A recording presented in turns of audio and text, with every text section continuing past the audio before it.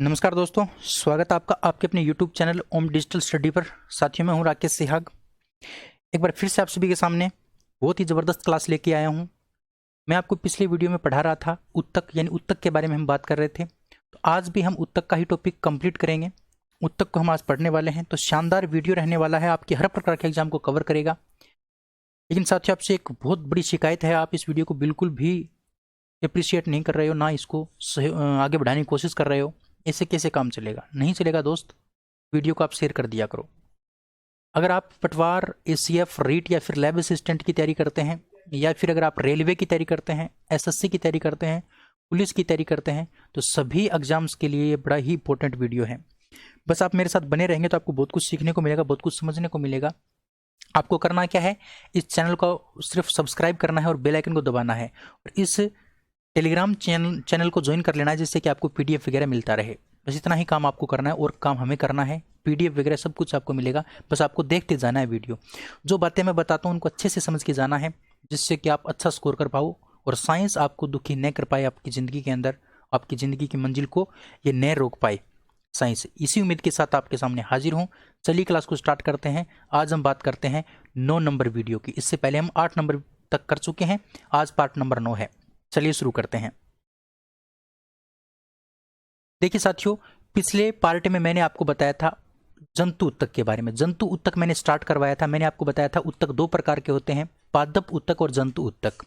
जंतु उत्तक को मैंने स्टार्ट करवा दिया था, और जंतु उत्तक में हमने पहला प्रकार पढ़ा था उपकला उत्तक। कौन सा प्रकार? उपकला उत्तक के बारे में मैंने आपको बताया था कि जो आपका उत्तक है साथियों, जंतु उत्तक या उत्तक, वो 2 प्रकार का होता है, पादप उत्तक और जंतु उत्तक। पादप उत्तक के मैंने आपको प्रकार बताए थे, और फिर मैंने आपको जंतु उत्तक का पार्ट बताया। जंतु उत्तक में सबसे पहले हमने बात की उपकला उत्तक की, उसके बाद मैंने आपको 2 नंबर बताया था संयोजी उत्तक, उसके बाद मैंने आपको बताया था पेशी उत्तक, उसके बाद मैंने आपको बताया था तंत्रिका उत्तक। तो उपकला उत्तक के बारे में हम पिछले पार्ट में पढ़ चुके हैं। उपकला उत्तक के बारे में थोड़ा सा रिपीट करवा देता हूँ।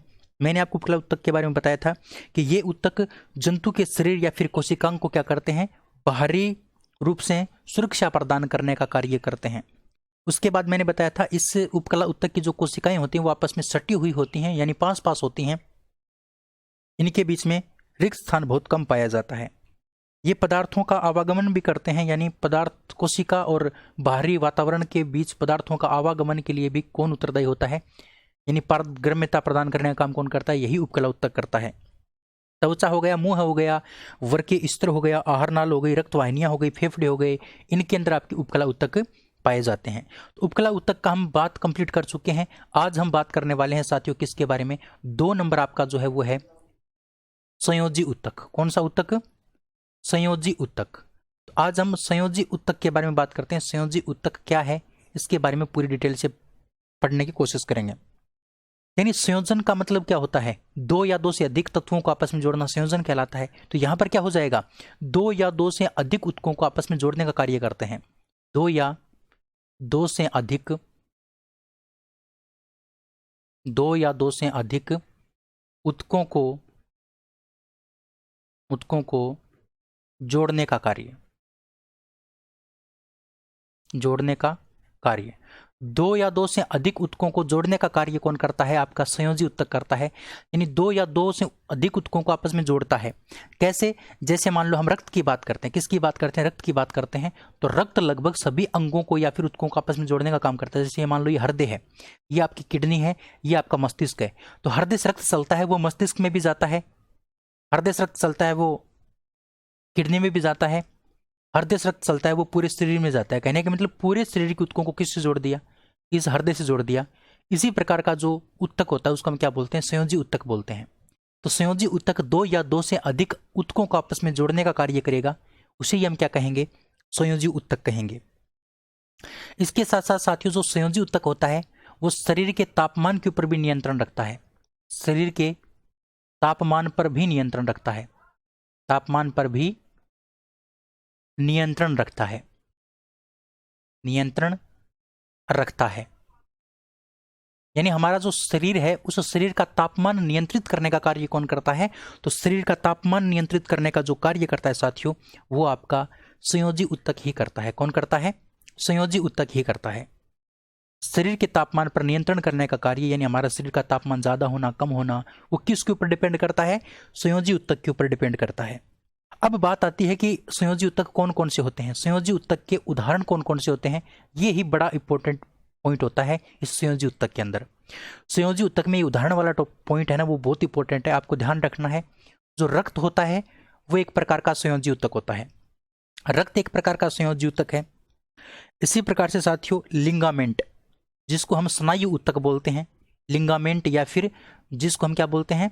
स्नायु ऊतक, लिंगामेंट या फिर स्नायु ऊतक जिसको बोलते हैं। इसी प्रकार से आपको ध्यान रखना है साथियों कार्टिलेज, क्या नाम याद रखना है आपको? कार्टिलेज ना, कार्टिलेज। इसी प्रकार से आपको ध्यान रखना है साथियों टेंडन, टेंडन एक संयोजी ऊतक होता है। इसी प्रकार से एरिओलर नाम का एक ऊतक होता है, वो भी क्या होता है? एक प्रकार का संयोजी ऊतक होता है। तो ये कुछ आपके क्या होते हैं? संयोजी ऊतक होते हैं। जैसे वसीय ऊतक हो गया, वसीय ऊतक, वसीय ऊतक को हम एडिपोज ऊतक के नाम से भी जानते हैं, एडिपोज ऊतक, है ना। ये सारे के सारे क्या होते हैं आपके? ये सारे के सारे संयोजी ऊतक होते हैं। अब रक्त क्या है वो मैं आपको बताऊंगा, टेंशन मत लो। लिंगामेंट क्या है, कार्टिलेज क्या है, टेंडन क्या है, ओरियोलर क्या है, वसीय ऊतक क्या है, इन सभी के बारे में चर्चा करेंगे। अभी तक मैंने बताया संयोजी ऊतक दो या दो से अधिक ऊतकों को आपस में जोड़ने का कार्य करता है। शरीर के तापमान का नियंत्रण भी कौन करता है? आपका संयोजी ऊतक करता है। और इसके उदाहरण की बात करते हैं तो रक्त हो गया, लिंगामेंट यानी स्नायु ऊतक हो गया, कार्टिलेज हो गया, टेंडन, ओरियोलर, वसीय या फिर एडिपोज ऊतक, के सभी आपके संयोजी ऊतक के उदाहरण हैं। अब हम बात करते हैं साथियों बारी बारी से। सबसे पहले मैं रक्त के बारे में आपको बता दूं। रक्त जो है ना वो एक प्रकार का संयोजी ऊतक है, और संयोजी ऊतक क्यों है? क्योंकि ये एक दूसरे अंग को इस प्रकार से ऊतक को जोड़ने का काम करता है, जो मैंने आपको यहाँ पर बताया था। रक्त के बारे में पूरी डिटेल में आपको नहीं पढ़ाऊंगा यहाँ पर, क्यों? क्योंकि रक्त के बारे में हम पढ़ने वाले हैं रक्त परिसंचरण तंत्र में, है ना। इसलिए रक्त की टॉपिक को हम यहाँ पर नहीं करेंगे, हम करेंगे लिंगामेंट के बारे में। किसके बारे में? लिंगामेंट के बारे में। लिंगामेंट जो है ना साथियों, उसके बारे में सिर्फ आपको एक ही बात ध्यान रखनी है। लिंगामेंट के बारे में आपको एक ही बात ध्यान रखनी है। सबसे पहले बात लिंगामेंट की करते हैं, तो लिंगामेंट को हम क्या बोलते हैं? स्नायु ऊतक भी बोलते हैं, स्नायु ऊतक के नाम से भी इसको जाना जाता है। स्नायु ऊतक के साथ साथ में इसका दूसरा नाम भी आपको ध्यान रखना है। इस स्नायु ऊतक के साथ साथ इसको हम क्या बोलते हैं? इसको हम अस्थि बधान तंतु भी बोलते हैं। क्या बोलते हैं? अस्थि बधान तंतु, अस्थि बधान तंतु। कभी कभार हिंदी के नाम है ना वो आ जाते हैं एग्जाम के अंदर, तो वो भी आपको याद रखने जरूरी है। तो यानी लिंगामेंट या फिर स्नायु ऊतक या फिर अस्थि बधान, इसके नाम होते हैं जो आपको ध्यान रखने हैं। अब ये लिंगामेंट या फिर स्नायु ऊतक करता क्या है? ये दो या दो से अधिक अस्थियों को जोड़ने का काम करता है। दो या दो से अधिक, दो से अधिक, दो या दो से अधिक अस्थियों को जोड़ने का कार्य करता है, अस्थियों को जोड़ने का कार्य, जोड़ने का कार्य। अब अस्थि हमारी क्या थी साथियों? एक ऊतक थी। अब दो या दो से अधिक अस्थियों को आपस में जोड़ दिया तो उस ऊतक को हम क्या कह देंगे? लिंगामेंट कह देंगे। यानी एक अस्थि आपकी ये है, एक हड्डी आपकी ये है, और दूसरी हड्डी आपकी ये है, और ये जिसके द्वारा आपस में जुड़ी होती है उसको हम क्या बोलते हैं? उसको बोलते हैं संयोजी ऊतक। उसको हम क्या बोलते हैं? संयोजी ऊतक। और उस संयोजी ऊतक का नाम क्या होता है? तो उस संयोजी ऊतक का नाम होता है लिंगामेंट, जिसको हम क्या बोलते हैं? स्नायु ऊतक बोलते हैं। तो लिंगामेंट क्या करता है? दो हड्डियों को आपस में जोड़ने का काम करता है, दो अस्थियों को आपस में जोड़ने का काम करता है। इसी प्रकार से आपको ध्यान रखना है टेंडन के बारे में। किसके बारे में? टेंडन के बारे में। अगर हम टेंडन की बात करते हैं तो टेंडन को हम कंडरा ऊतक के नाम से भी जानते हैं। इसका दूसरा नाम है कंडरा ऊतक, है ना। इसको हम रेशेदार ऊतक के नाम से भी जानते हैं, इसको हम रेशेदार ऊतक के नाम से भी जानते हैं। कंडरा ऊतक, रेशेदार ऊतक, कंडरा ऊतक या फिर रेशेदार ऊतक। समझ में आई बात? टेंडन यानी कंडरा या फिर रेशेदार ऊतक एक ही बात है। तो मैंने आपको यह बताया साथियों कि जो आपका टेंडन होता है उसको हम कंडरा या फिर रेशेदार ऊतक के नाम से जानते हैं। और ये क्या करता है? ये मांसपेशी को किससे जोड़ता है? ये मांसपेशी को हड्डी से जोड़ने का काम करता है, मांसपेशी को अस्थि से जोड़ने का कार्य करता है। मांसपेशी को किससे जोड़ता है? तो हड्डी से जोड़ता है, अस्थि से जोड़ता है। ये बात आप ध्यान रखेंगे। मांसपेशी को अस्थि से जोड़ने का कार्य किसका होता है? तो आपके टेंडन का होता है। किसका होता है? टेंडन का। टेंडन या फिर कंडरा का होता है, मांसपेशी को अस्थि से जोड़ने का, और हड्डी को हड्डी से जोड़ने का कार्य कौन करता है? तो लिगामेंट या फिर स्नायु ऊतक करता है। यहां तक आपको क्लियर हुआ होगा। अब हम कार्टिलेज की बात करते हैं। कार्टिलेज क्या करता है? हम बात करते हैं कार्टिलेज की। तो साथियों, जो कार्टिलेज है ना, कार्टिलेज वो क्या करेगा? कार्टिलेज एक तो शरीर के जो जोड़ होते हैं उनको लचीला बनाता है। शरीर के जोड़ों को लचीला बनाना, शरीर के जो जोड़ होते हैं, शरीर के जोड़ों को क्या करता है? लचीला बनाना। शरीर के जोड़ों को लचीला बनाता है, और इसके साथ साथ ऊतकों को मजबूत भी बनाता है। ऊतकों को मजबूती प्रदान करने का कार्य भी करता है। ऊतकों को मजबूती प्रदान करने का कार्य भी कौन करता है? कार्टिलेज ऊतक करता है। और इसको किस श्रेणी में रखा गया है? तो इस कार्टिलेज ऊतक को संयोजी ऊतक की श्रेणी में रखा गया है। समझ में आई बात? यहां तक आपको कोई तकलीफ? मेरे हिसाब से कोई तकलीफ नहीं है। अब हम इससे आगे जो बात करेंगे वो वसीय ऊतक और एरियोलर के बारे में बात करेंगे। मैंने आपको लिगामेंट बता दिया, मैंने आपको कार्टिलेज बता दिया, मैंने आपको टेंडन बता दिया। अब हम बात करेंगे ओरियोलर और वसीय या फिर एडिपोज ऊतक के बारे में। तो यहां तक कोई तकलीफ आपको? मेरे हिसाब से कोई तकलीफ नहीं है। यहां तक मेरे हिसाब से कोई तकलीफ आपको नहीं है। आगे बढ़ें तो मैं एक बार इसको मिटाऊंगा, एक बार फिर से देख लो। दो से अधिक ऊतकों का जो जोड़ने का काम करता है उसको हम क्या कहेंगे? संयोजी ऊतक कहेंगे। शरीर के तापमान का नियंत्रण भी कौन रखता है? आपका संयोजी ऊतक रखता है। उदाहरण के लिए अगर हम बात करते हैं तो रक्त, लिगामेंट, कार्टिलेज, टेंडन, ओरियोलर और वसीय, ये सभी के सभी क्या होते हैं आपके? ये सभी के सभी आपके संयोजी ऊतक होते हैं। लिगामेंट की बात करते हैं तो स्नायु ऊतक हो गया, अस्थि बधान तंतु हो गया, इसका दूसरा नाम है। ये दो या दो से अधिक हड्डियों को आपस में जोड़ने का कार्य करता है। टेंडन की अगर बात करते हैं तो कंडरा हो गया, रेशेदार ऊतक हो गया, इसका उपनाम है, और ये मांसपेशी को अस्थि से जोड़ने का कार्य करता है। कार्टिलेज की बात करें तो शरीर के जोड़ों का लचीलापन और ऊतकों को मजबूती प्रदान करने का कार्य किसका है? तो साथियों इसी कार्टिलेज का है। यहां तक आपको क्लियर हो गया होगा। अब एक बार मैं क्या है इसको बंद कर रहा हूं, मतलब मिटा दिया मैंने। अब हम फिर से स्टार्ट करेंगे किसके बारे में? अब हम बात करेंगे एरियोलर के बारे में। किसके बारे में?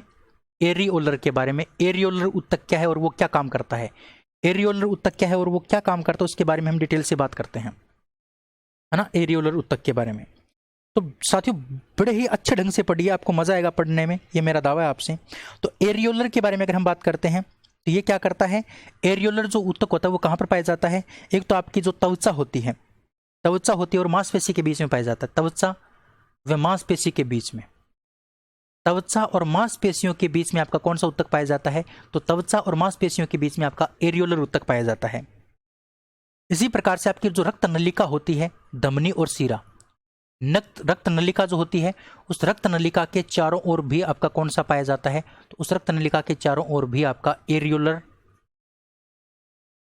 एरियोलर नाम का आपका संयोजी ऊतक पाया जाता है। त्वचा और मांसपेशी के चारों ओर, त्वचा और मांसपेशी के बीच में, और रक्त नलिका के चारों ओर कौन सा ऊतक होता है? तो आपका एरियोलर ऊतक होता है। इसी प्रकार से अस्थि मज्जा के अंदर भी आपका कौन सा ऊतक होता है? अस्थि मज्जा में भी आपका साथियों यही एरियोलर ऊतक होता है। अस्थि मज्जा का मतलब होता है हमारी जो हड्डी होती है, हड्डी के अंदर पाया जाने वाला जो तरल पदार्थ है उसको हम क्या बोलते हैं? अस्थि मज्जा बोलते हैं। तो एरियोलर जो ऊतक है वो त्वचा और मांसपेशी के बीच में पाया जाता है, रक्त नलिका के चारों ओर पाया जाता है, और अस्थि मज्जा में भी आपका कौन होता है? तो एरियोलर ऊतक होता है। और ये एक प्रकार का क्या है? संयोजी ऊतक है। अब ये क्या करता है? एरियोलर ऊतक का कार्य क्या है? ये साथियों इसका कार्य आपको ध्यान रखना है। ये क्या करता है? जो आपकी अगर आपकी हम बात करते हैं मांसपेशियां, अगर हम बात करते हैं साथियों अंग के जो आंतरिक अंग होते हैं, आंतरिक अंग या अंगों का जो आंतरिक भाग है, अंगों का जो आंतरिक भाग है, उस आंतरिक भाग के खाली स्थान को भरता है, आंतरिक भाग के खाली स्थान को भरता है और उसकी मरम्मत करने का कार्य करता है, उसकी मरम्मत करने का कार्य करता है, मरम्मत करने का कार्य। यानी जो अंग होते हैं, अंग, उस अंगों के अंदर के भाग में कोई खोखला हो जाता है, वो मतलब वो खराब होने की कंडीशन में आ जाता है, खोखला हो जाता है, तो उस खाली स्थान को भरने का और उसकी मरम्मत करने का कार्य किसका होता है? तो साथियों वो इसी एरियोलर ऊतक का होता है, वो इसी एरियोलर ऊतक का होता है, जो आपको ध्यान रखना है। इतनी सी बात आपको एरियोलर के बारे में ध्यान रखनी थी। इसी प्रकार से साथियों आपको ध्यान रखना है वसीय उत्तक के बारे में। किसके बारे में?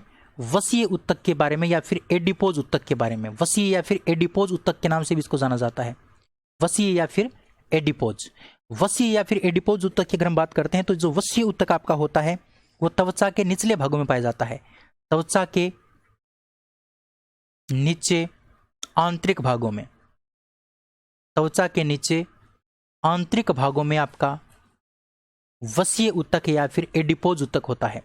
यानी मान लो ये आपकी त्वचा है, त्वचा की बाहरी परत है, और इस त्वचा का निचला जो मतलब अंग होते हैं, त्वचा के जो निचले अंग होते हैं, उन त्वचा और निचले अंगों के बीच में आपका कौन सा उत्तक होता है? तो यहां पर आपका उत्तक होता है साथियों वसीय उत्तक। कौन सा उत्तक? वसीय उत्तक। ठीक है। और ये जो वसीय उत्तक होता है, वसीय उत्तक, ये ऊष्मा के कुचालक की तरह व्यवहार करता है। किसकी तरह? ऊष्मा के कुचालक की तरह। ऊष्मा के कुचालक की तरह कार्य करता है आपका कौन? ये वसीय या फिर एडिपोज उत्तक। वसीय या फिर एडिपोज जो उत्तक होता है साथियों, वो ऊष्मा के कुचालक की तरह काम करता है। ये बात भी आप साथियों ध्यान रखोगे, ये बात भी आप ध्यान रखोगे। बड़ी ही इंपॉर्टेंट बात मैंने आपको बताई है साथियों। समझ में आई बात? उम्मीद कर सकता हूं बिल्कुल आई होगी आपको समझ में, कोई तकलीफ आपको यहां तक नहीं हुई होगी। ये मैंने आपको वसीय उत्तक बता दिया। तो मैंने जितने उत्तक थे संयोजी उत्तक वो सारे मैंने आपके सामने डिस्कस कर दिए। उम्मीद करता हूं आपको समझ में भी आया होगा। अब हम नोट में कुछ बातें पढ़ते हैं। नोट में बड़ी ही इंपॉर्टेंट बात पढ़ेंगे। नोट के अंदर पहली बात तो हमें पढ़नी है कि जो आपकी नाक होता है, नाक होता है, कंठ होता है, और आपका जो कान होता है, नाक, कान और कंठ, इनके अंदर आपके क्या पाए जाते हैं? उपास्थि पाए जाते हैं। किससे मिलकर के बने होते हैं? ये उपास्थि से मिलकर बने होते हैं। किससे मिलकर बने होते हैं? उपास्थियों से मिलकर बने होते हैं। एक आपकी होती है हड्डी और एक होती है अस्थि। सॉरी, अस्थि और हड्डी तो एक ही है, लेकिन एक होती है आपकी अस्थि और एक होती है आपकी उपास्थि।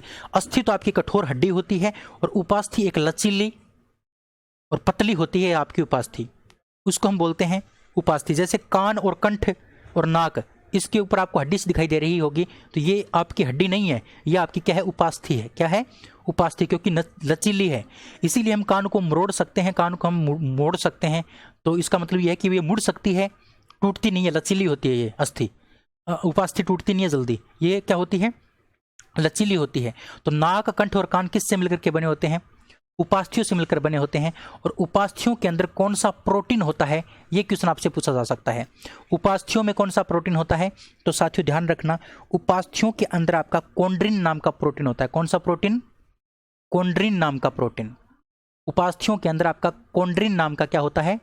प्रोटीन होता है, कोंड्रिन प्रोटीन। ठीक है। लेकिन यहीं पर हम बात करते हैं अस्थि की। किसकी बात करते हैं? अस्थि की बात करते हैं। तो अस्थि के अंदर कौन सा प्रोटीन होता है? तो अस्थि के अंदर आपका ओसिन नाम का प्रोटीन होता है। कौन सा प्रोटीन? ओसिन प्रोटीन। अस्थि के अंदर आपका ओसिन प्रोटीन होता है। और आपकी उपास्थि के अंदर कौन सा प्रोटीन है? तो उपास्थि के अंदर आपका कोंड्रिन नाम का प्रोटीन है। कोंड्रिन नाम का प्रोटीन याद रखोगे अच्छे से। कोंड्रिन नाम का प्रोटीन आपका किसके अंदर है? उपास्थि के अंदर। और अस्थि के अंदर आपका ओसिन नाम का प्रोटीन है। दोनों बात आपको ध्यान रखनी है साथियों, और उम्मीद कर सकता हूं इस बात को आप ध्यान में रखोगे अच्छे से। ठीक है, चलिए यहां तक कोई तकलीफ? कोई तकलीफ नहीं। अब एक बात आपको और ध्यान रखनी है साथियों, जो आपकी ब्लू व्हेल होती है, ब्लू व्हेल मतलब जो मछली होती है, ब्लू व्हेल मछली होती है। ब्लू व्हेल जो मछली होती है, इसमें एक वसा की मोटी परत पाई जाती है।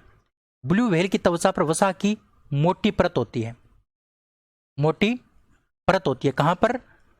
ब्लू व्हेल की त्वचा पर वसा की एक मोटी परत होती है, और उस मोटी परत को हम बोलते हैं बल्बर। क्या बोलते हैं? बल्बर बोलते हैं। उस मोटी परत को हम क्या बोलते हैं? बल्बर बोलते हैं। ये बात आप ध्यान रखोगे।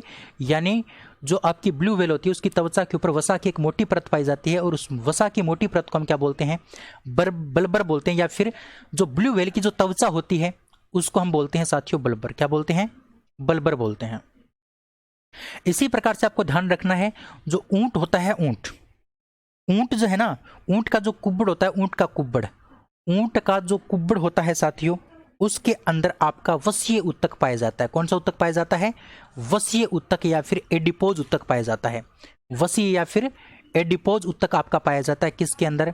ऊंट के कुब्बड़ में। ऊंट के कुब्बड़ में, ऊंट के कुब्बड़ में वसीय उत्तक या फिर वसीय उत्तक में, ऊंट का जो कुब्बड़ है उसमें वसीय उत्तक या फिर एडिपोज उत्तक पाया जाता है। और ये क्वेश्चन कई बार पूछा जा चुका है, इसलिए आपकी एग्जाम के पॉइंट ऑफ व्यू से इंपॉर्टेंट है। इतनी सी बात आपको ध्यान रखनी थी संयोजी उत्तक के बारे में, इतनी ही बात मैं आपको संयोजी उत्तक के बारे में बताऊंगा। उम्मीद कर सकता हूं बात आपको समझ में आई होगी। अब हम इनको डिटेल से पढ़ लेते हैं। देखिए, संयोजी उत्तक दो या दो से अधिक उत्तकों को जोड़ने का कार्य करते हैं। रक्त हो गया, लिगामेंट हो गया, स्नायु उत्तक हो गया, कार्टिलेज हो गया, टेंडन हो गया, एरियोलर संयोजी उत्तक हो गया, वसीय उत्तक हो गया यानी एडिपोज उत्तक हो गया। ये इसके क्या उदाहरण है, ये मैं आपको बता चुका हूं। इस संयोजी उत्तक का कार्य क्या होता है? तो साथियों, एक तो ये दो या दो से अधिक उत्तकों को जोड़ने का कार्य करता है, और इसके साथ साथ तापमान को नियंत्रित करने का कार्य भी कौन करता है? यही संयोजी उत्तक करता है। मृत कोशिकाओं को नष्ट करके नई कोशिकाओं का निर्माण करने का कार्य भी किसका होता है? संयोजी उत्तक का होता है। यानी मृत कोशिकाओं को नष्ट करके नई कोशिकाओं का निर्माण करने का कार्य आपका संयोजी उत्तक का ही होता है। समझ में आई बात?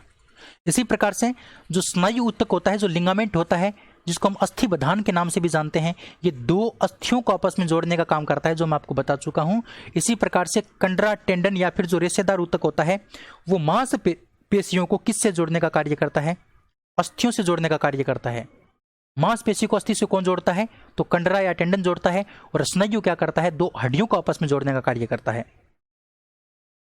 इसी प्रकार से नाक, कान, कंठ आदि उपास्थि से मिलकर बने होते हैं, और उपास्थि में कॉन्ड्रिन नाम का प्रोटीन होता है, जबकि अस्थि के अंदर आपका ओसिन नाम का प्रोटीन होता है। एरियोलर संयोजी उत्तक मांसपेशी के बीच, त्वचा और मांसपेशी के बीच में पाया जाता है।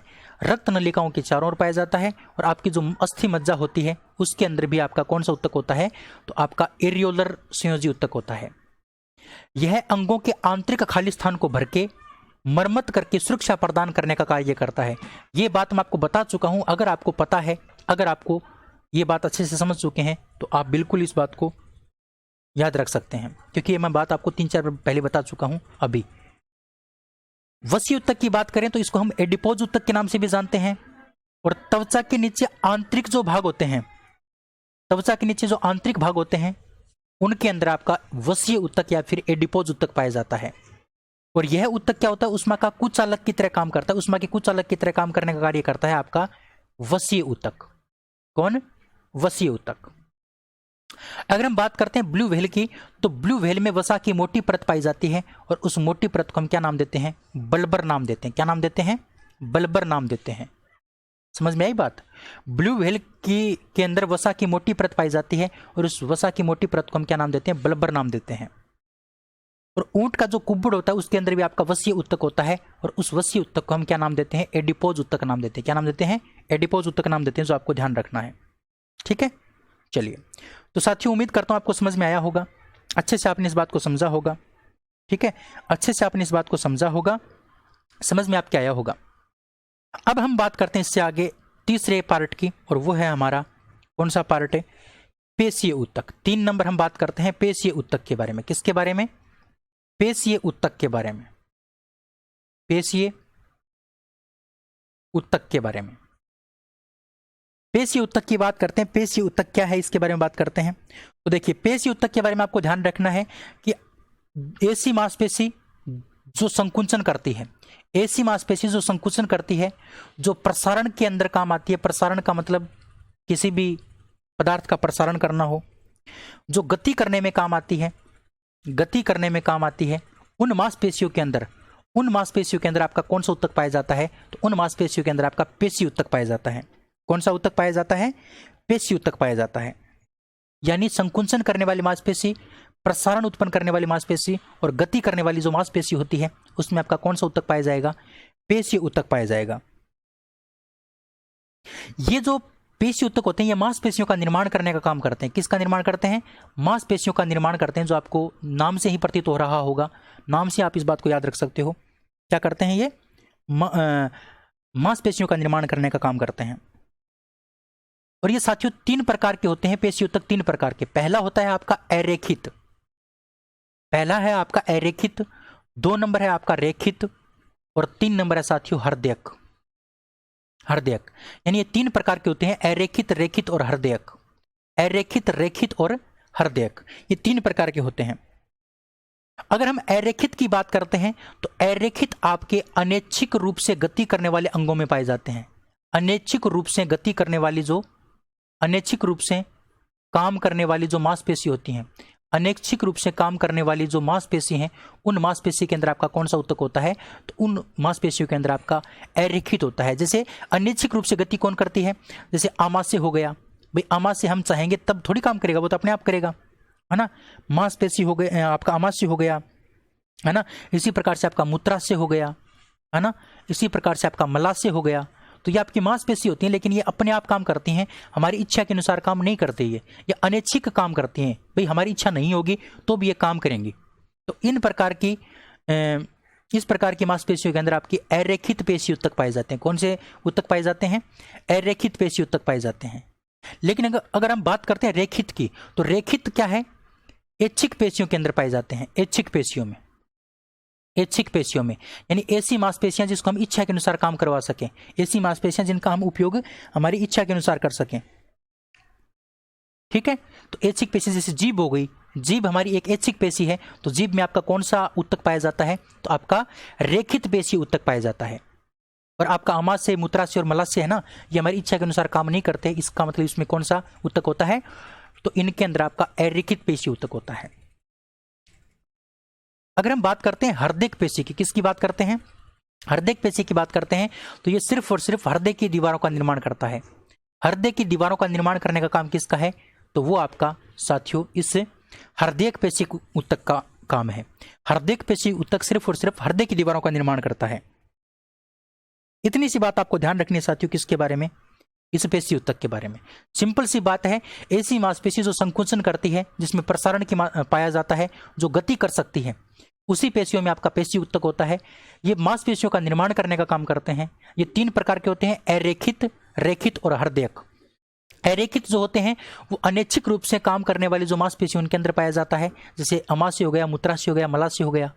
लेकिन आपके जो रेखित होते हैं वो ऐच्छिक रूप से गति करने वाली मांसपेशियों के अंदर पाए जाते हैं, जैसे जीभ हो गई जो हमारी इच्छा के अनुसार काम करती है। और हृदयक जो पेशी ऊतक होते हैं वो केवल और केवल हृदय की दीवारों का निर्माण करते हैं। यही बात आपको ध्यान रखनी थी साथियों। उम्मीद करता हूं आपको ये बात समझ में आई होगी। अब देखिए पेशी ऊतक के बारे में चर्चा करते हैं हम। देखिए, संकुचन, प्रसारण और गति में काम आने वाली पेशी में पाए जाने वाले ऊतक कौन से ऊतक कहलाते हैं? पेशी ऊतक कहलाते हैं। यानी जो संकुचन में काम आती है, जो प्रसारण में काम आती है, या फिर जो गति में काम आती है, उन पेशियों के अंदर आपके कौन से ऊतक होते हैं? तो उन पेशियों के अंदर आपके पेशीय ऊतक होते हैं। ये मुख्य रूप से मांसल भागों तथा खोखले अंगों की दीवारों का निर्माण करते हैं। मांसल भागों या फिर खोखले अंगों की दीवारों का निर्माण करने का काम कौन करते हैं? तो पेशीय ऊतक करते हैं। यह शरीर की सभी पेशियों का निर्माण करते हैं। जितनी भी शरीर की मांसपेशियां होती हैं उनका निर्माण कौन करते हैं? पेशीय ऊतक करते हैं। यह 3 प्रकार के होते हैं, अरेखित, रेखित और हृदयक। अरेखित मैंने आपको बताया था, अनैच्छिक रूप से गति करने वाले जो अंग होते हैं, जैसे आहार नाल, मलाशय, मूत्राशय, रक्तवाहिनियां, इनके अंदर आपकी अरेखित पेशी ऊतक पाए जाते हैं। इनके अंदर अरेखित पेशी ऊतक पाए जाते हैं। अगर हम बात करते हैं रेखित पेशियों की, तो रेखित पेशियां शरीर के उन भागों में पाई जाती हैं जो हमारी इच्छा के अनुसार काम करते हैं, जैसे जीभ हो गई, जीभ में आपकी रेखित पेशियां पाई जाती हैं। हृदयक पेशी केवल हृदय की दीवारों में पाई जाती हैं और हृदय की गति इन्हीं पेशियों की वजह से होती है। कौन सी पेशियों की वजह से? हृदयक पेशियों की वजह से। और मानव शरीर में कुल 639 मांसपेशियां पाई जाती हैं। ये आंकड़ा भी आपको ध्यान रखना है। मानव शरीर में कितनी मांसपेशियां पाई जाती हैं? 639। और मानव शरीर की सबसे बड़ी मांसपेशी का नाम है ग्लूटियस मैक्सिमस। ग्लूटियस मैक्सिमस आपकी सबसे बड़ी मांसपेशी होती है। और सबसे छोटी मांसपेशी का नाम होता है स्टेपिडियस। स्टेपिडियस हमारे कान के अंदर पाई जाती है, स्टेपिडियस नाम की मांसपेशी, और ये सबसे छोटी मांसपेशी होती है। ठीक है साथियों, ये बात आपको ध्यान रखनी थी। उम्मीद कर सकता हूं आपको समझ में आया होगा, पसंद भी आपको आया होगा। साथियों, आज के इस वीडियो में इतना ही। अगले वीडियो में फिर मिलेंगे, तब तक के लिए जय हिंद, जय भारत। अगले वीडियो में हमारा एक टॉपिक हो रहा है इसका, वो रहा है तंत्रिका ऊतक।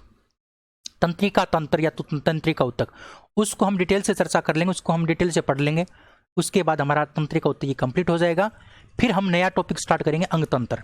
तो ऊतक का आपका एक वीडियो रहेगा, उसके बाद ऊतक आपका कंप्लीट हो जाएगा। चलिए साथियों, फिर मिलते हैं, तब तक के लिए जय हिंद, जय भारत। Thank you. अच्छे से तैयारी करते रहिए। आज के इस वीडियो में इतना ही। अगर सॉरी। अगर आपको पसंद आया तो आप वीडियो को शेयर करेंगे, लाइक करेंगे और चैनल को सब्सक्राइब जरूर करेंगे। धन्यवाद दोस्तों, अगली वीडियो में फिर मिलेंगे। धन्यवाद।